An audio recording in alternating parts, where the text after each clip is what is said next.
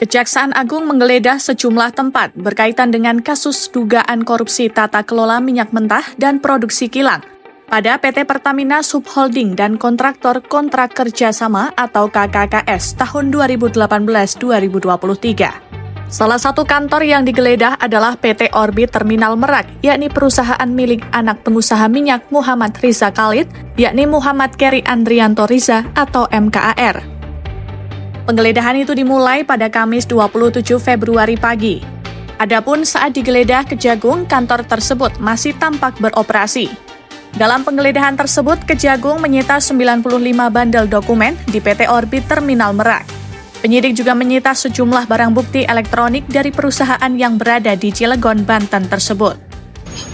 Yang pertama terkait dengan penggeledahan, bahwa penyidik terus berupaya mencari bukti sebanyak-banyaknya untuk membuat terang tindak pidana ini, dan beberapa tempat sudah dilakukan penggeledahan, termasuk yang pertama di daerah Cilegon, tepatnya di PT OTM.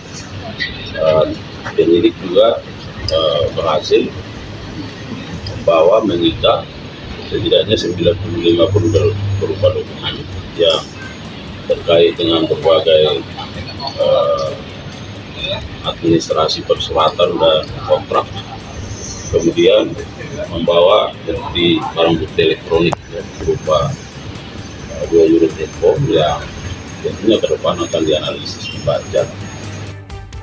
Kejagung juga menyita beberapa barang dari rumah pengusaha minyak Muhammad Riza Khalid di Panglima Polim, Kebayoran Baru, Jakarta Selatan. Terbaru, Kejagung menggeledah sebuah kantor di Tanjung Gerem, Merak, Banten pada Jumat 28 Februari 2025. Penggeledahan di kantor itu dilakukan sekitar pukul 10:30 WIB. Kepala Pusat Penerangan Hukum Harli Siregar menyebut kantor yang digeledah itu bukanlah milik para tersangka. Namun penyidik menduga adanya dokumen yang berkaitan dengan perkara yang ada. Saat ini sekarang dan sedang berlangsung sejak sekitar pukul 10.30 ya, di Merak, ya, di sebuah kantor fuel terminal Tanjung Gerem,